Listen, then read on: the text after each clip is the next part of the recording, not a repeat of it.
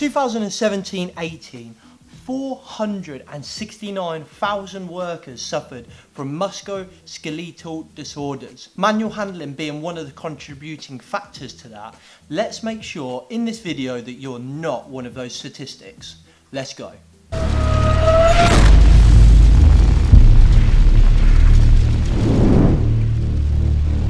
What's up guys, welcome back to Rebranding Safety. I'm James McPherson. Rebranding Safety is a YouTube channel making health and safety simple to help you save lives and save money. Today we're covering the 5 parts of managing manual handling in your business. Make sure you listen to the end for my top tips as always. Okay, so step number 1, involve. It is so important that you involve your staff. You cannot do this alone, as you'll probably hear me say on every video on this channel. It's so important that you involve your workers, involve your staff, team leaders, whoever. Do not do this alone.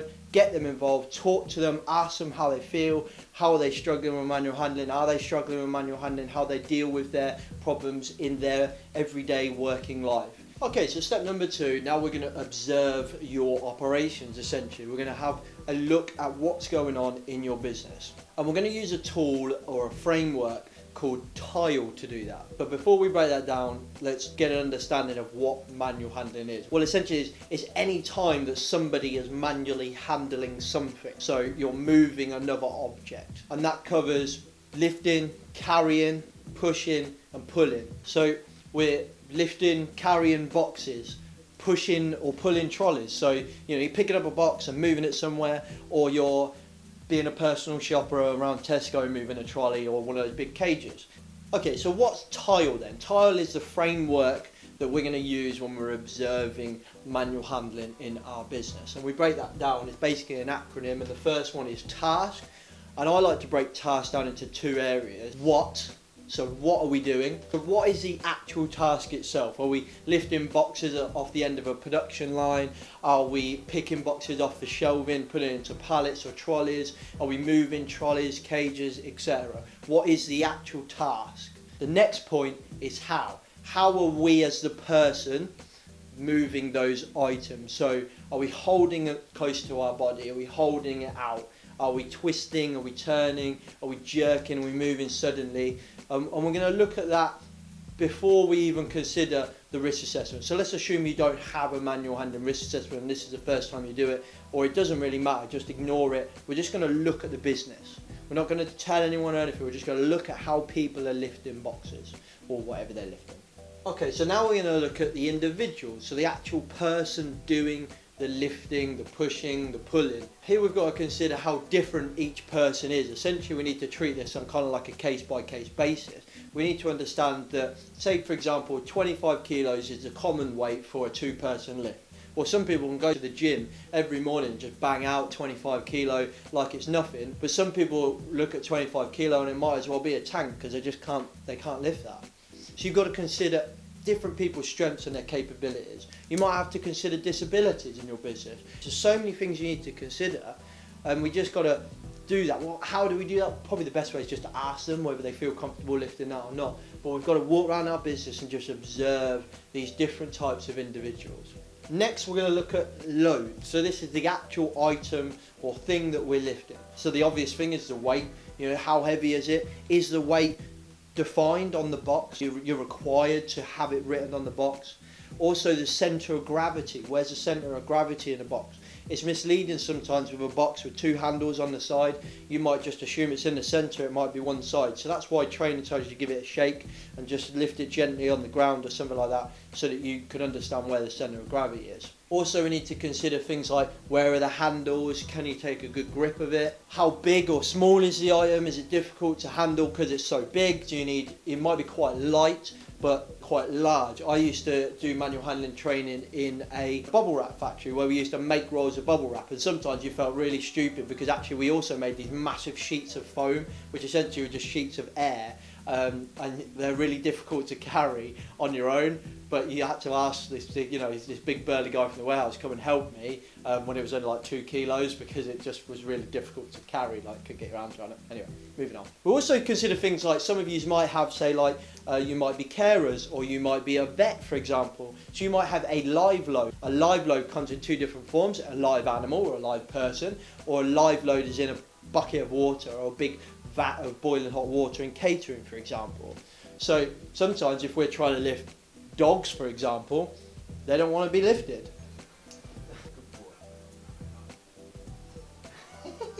Stay.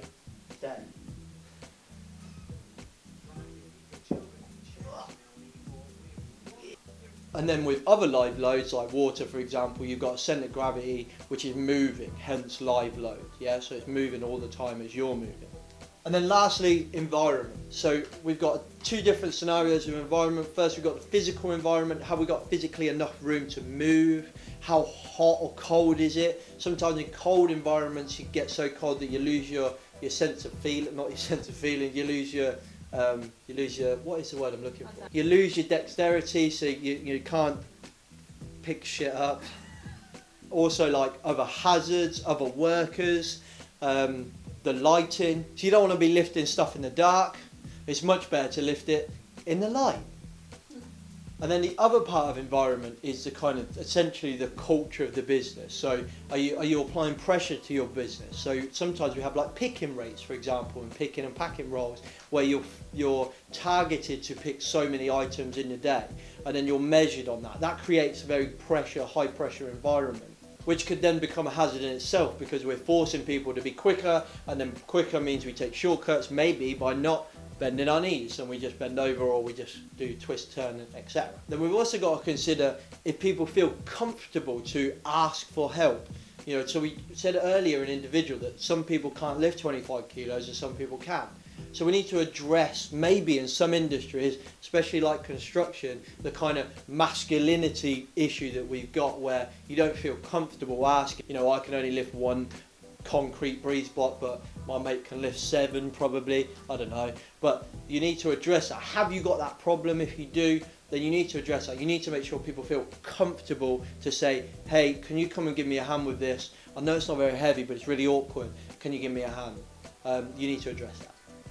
Okay, manual handling risk assessment. So, good news is you've probably already done a manual handling risk assessment in your head, in the conversations that you've had whilst doing your essentially hazard spotting, which is kind of what tile is, in the steps before this clip. But now we need to work out whether we need a tangible document, tangible risk assessment. And I like to deal with this in a tiered fashion, like everything I do. So we're going to break this down into kind of low, medium and high risk. And these examples are based on just my opinion, but you might deem something as a medium risk where I deem it as low, and vice versa, and that's okay. That's perception of risk, and that's why we do these things in groups. Let's start with a low risk, in my opinion. So let's say we've got a office. Our business is an office, and in that office we might just have a general office safety risk assessment, which covers a lot of stuff. A manual handling will be a hazard within that. So we might have down the hazard column. So remember, we're going to break them down into like hazards, people that are harmed, control measures and additional control measures. So basically these are things that happen that make it safer, and these are things that we need to do. So in our hazard bit we might have fire, electrical risk, slips and trips, and then we're going to have manual handling within that. And then underneath that we might even detail that a little bit. So we might say manual handling, but specifically when you have to get a new box photocopy of paper for delivery of stationery or packing the stationery box.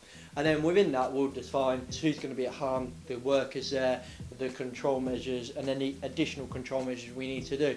And that's probably the extent of what you actually need. Okay, so now we take it up to like a medium risk business. Well, let's say we've got a factory where we might have a machine, and that machine operator maybe has heavier items at the end of his process, but primarily his role is operating the machine, so it's not dominated by manual handling, but it is part of it, and the risk is higher. Maybe the duration that they have to carry something is longer. So therefore we're like, okay, we've upped the risk here. Maybe we need a specific targeted manual handling risk assessment for that part of the process. So you'll still have the machine's general kind of risk assessment like we do for the office. However, we would have in the manual handling bit, see manual handling risk assessment 001, for example. And we go over to that and we've got a targeted manual handling risk assessment for that part of the process. That would be a great way of doing it. And then the higher risk operations where we're doing manual handling as part of our primary role. So for example, like picking and packing, where we're pushing a trolley all day and we're picking items and putting it into a trolley. In my opinion, they are the higher risk kind of manual handling operations where we're doing them all the time. Now don't get me wrong, you might have manual handling as only one part of your operation, but it's a real heavy or clunky or awkward item, or say you're like a veterinarian that's got like big heavier dogs, you might consider that high risk, and that's fine. These are just examples. And for these high risk operations, I would do the same. I would have that targeted manual handling risk assessment. But then what I would do is I would add some of the HSE tools to that. So we've got the RAP tool, the RAPP tool. And this is a tool that helps you calculate the impact on the body when pushing and pulling. Then we've got the MAC tool, the MAC tool. This is a tool that helps you calculate the impact on your body and the steps you need to take when lifting and carrying, and also team lifts with the MAC tool as well.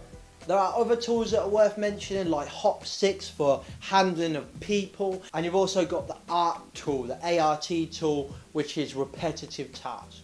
So if you've got those kind of higher risk tasks, or maybe you've got that real heavy item or an awkward item where you need those specific targeted risk assessments, but also you need a little bit of help from those tools that help you to put some numbers to it and help you work out the impact on you, the person, the business, and helps you work out and justify your actions. And that's the way I think we should do it. Don't forget to check out the how to risk assess concept video, because that's going to help you here as well on making those risk-based decisions and really deciding whether you need to do something. Okay, so manual handling training is going to be one of your control measures, probably something you're already doing in your business anyway. And here's just some important points. If you're not doing it already, then the first thing to do is consider doing it yourself. Why do I say this? Well, I think it's for all of us as business owners to really take on this mantle ourselves, and I do think that there's a lot of cowboys out there making a lot of money and they're not actually that good. So really have a think and have a read of the HSE guidance and really think whether you can do this yourself. What are we actually talking about here? If you want to know how to lift properly, if you've got nieces, nephews, sons, daughters that are toddlers, go and watch what they do when they're lifting. They'll lift something up and they'll do it absolutely correctly. You can find hundreds of YouTube videos on how to train people and things like that are really easy. And actually what we're talking about here is how to lift something correctly by keeping a good posture. It's not that hard. So really consider doing it yourself. If you don't want to do it yourself, you want to use a consultant or do it yourself, then this point still stands, and that is get out of the classroom. Get out of that boardroom, wherever you're doing the training, and go into the environment where you are actually lifting stuff.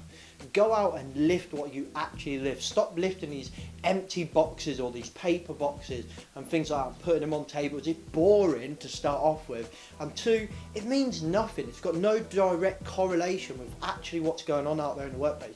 Get out of that boardroom and lift or push or pull or carry what you're actually doing in your day-to-day operations.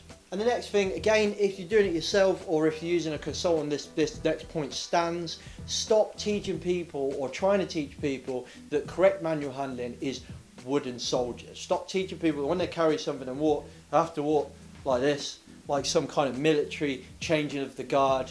You don't have to, as long as you've got it close to your body, to your stomach, and you're walking, that's fine. You're not twisting your back, just using your legs. That's perfectly fine. What we don't want to do is this. Twisting our body, that's what we don't want to do. So stop teaching people to walk like toy soldiers, because again, it's just got no kind of correlation to everyday life. Nobody does it. And if you're training people to do it and you don't do that at home, then that means it doesn't work. Okay, so point 5, culture. Culture comes up in nearly every podcast and every kind of video I've done, and you're probably going to get just as bored as this as you are me telling you to get your staff involved, but it's so important. It's probably one of the most important points when it comes to manual handling. You need to make it your top of your list, your top priority to make people feel comfortable in your business to come and say, I'm not comfortable lifting that, I can't lift that. You need to make it comfortable for people to go to other people and ask for help. We addressed it earlier about that kind of masculinity problem that we've got. People are embarrassed to go and say, I can't lift that. You need to deal with that in your business. If it's there, you've got to get rid of it. You need to make it okay to say, I'm not okay doing this. Whether that's to you to sort a bigger risk out or an operational problem, or to their colleague to just ask for help lifting something. It's one of the most important things you need to deal with. And just to kind of reiterate how we do that, well, the first step is involving our staff, and that's why it's the first thing I addressed in this video. It's so important. If you involve your staff, you involve your workers, it creates ownership in them and in you, and that's only a good thing. What we're currently doing in the UK at the moment is essentially delivering pizza. What we're essentially doing in the UK is delivering safety in a pizza box. What that means is that we're just going, boom, there's health and safety, and it just doesn't work like that. It can't work like that. So what we need to do, and by involving your staff, what you will do is you won't give them something else to do, which is what we currently do. You'll give them freedom to be able to do what you want them to do and what they need to do their job, but also feel okay to come to you and say, I need help. You're giving them freedom to do the job that you want them to do. Okay guys, thank you for watching this episode, How to Manage Manual Handling. I hope you have found that useful. Here are my top tips. Data. Most of you probably already have health and safety data. You're probably monitoring things like lost times or lost days or long-term illness indicators and things like that. If you are, and you implement these changes, or even if you implement any kind of significant change within your business, don't forget to review your risk assessment, but don't expect change overnight. Don't expect, to make the changes on Friday afternoon and then come in Monday morning, nothing's changed. Oh, what's going on? Change takes a long time, so just be wary of that. And just remember as well that your team, your workers, are the best source of data. Talking to your team is the best source of data. My second top tip, positive reinforcement. I want you to go out into your factory, your office, wherever you're doing these manual handling operations, and I want you to stop telling people they're lifting wrong and start telling people they're lifting right. I want you to find and pick out the people that you see lifting safely, lifting correctly, or in essence doing anything safely. I want you to go over and give them a high five. Find that inner American inside you and be real extrovert. Go over and say, nice job, mate. I saw you lift that box and it looked really safe. Yeah. Lastly, my top tip is really consider stretching. Yeah, I said that right. Really consider stretching. If you've got an operation in that kind of high risk tier where you're doing manual handling all the time, it's a primary part of your operation, or your worker's operation, get out there at 9 o'clock before you start in the morning or whatever time you start, and just host a stretching exercise. With all of you, non-mandatory, just say, hey everyone, we're going to stretch. Everyone stretches before exercise, but they don't stretch before work. If you're doing manual handling, just go out there and just say, hey everyone, first time you might do it, you might get one person. Second time you might get 2, 3, 4. Great. Just keep going and just go out there and have a stretching session. Okay, so they were my top tips, and that video was how to manage manual handling in your business. I hope you found that valuable. If you did, click like. Don't forget to drop a comment below if you manage manual handling, how you manage it. I want to know. I want to talk to you. Engage with me, people. If you enjoyed this, don't forget to click subscribe and the bell so you never miss another episode. Catch you in the next video. Safe.